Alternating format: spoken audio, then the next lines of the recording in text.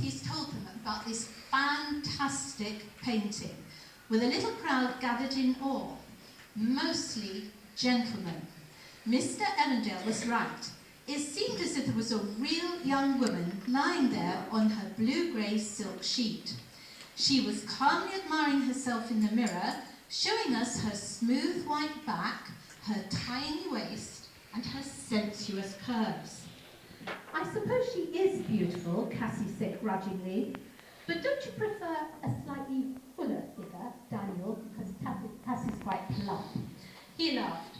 Possibly. I daren't reply otherwise. The painting's very fine, but I prefer your portrait of me, Cassie told him. Then perhaps some dolt will pay £45,000 for my painting, he said.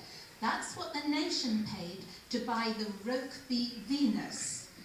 45,000. Now this seems an extraordinary amount of money even now, but remember this was more than 100 years ago that people paid this immense sum so that we could all go and see this painting in the National Gallery. So Cassie says 45,000, and Mr. Evandale says, and worth every penny. What do you say, Opal? I nodded, scarcely able to breathe. I couldn't stop gazing at the painting, taking in all the sweeps and curves. It seemed astonishing that a man could paint a picture of a young girl more than 250 years ago, a girl long since crumbled into dust. Yet here she was, young and fresh and glowing, still able to attract the full attention of everyone in the room. It's just a painting, said Cassie. She paused. Will your portraits be worth that much one day, Daniel? Oh, Cassie, I wish it was so, he said. Is it lunchtime yet? She asked hopefully, because Cassie isn't really into paintings. And Opal wants to stay going around the National Gallery for ages, but Cassie, who's a very strong-willed girl, objects. And so they go to the zoo. I call it the Zoological Gardens, which it was called in Edwardian times, but it's exactly the same zoo in Regent's Park. And he took us to the Zoological Gardens. This proved to be an utterly splendid choice. We were all enchanted by the antics of the monkeys and the comical black and white penguins.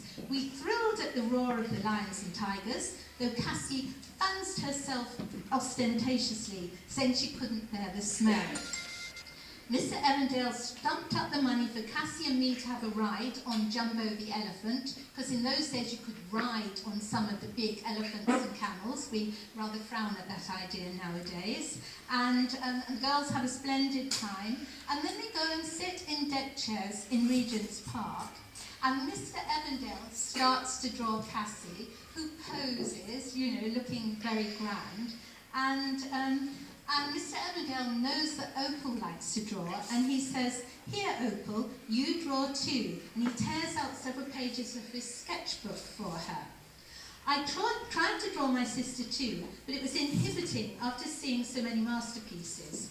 I took inspiration from the Zoological Gardens instead, and drew Cassie as a sleepy lioness, her hair a magnificent mane, her great paws emerging incongruously from the cuffs of her dress. She was smiling, as if she'd just dined on an antelope and several impala. So it shows you that my Opal, she loves drawing, she loves art, but she does alternative drawing. She doesn't try and draw realistically. She does sort of very elaborate cartoony drawing. And so the point of this is to show you that basically it's fun to draw however you like. Now, I know I'm going to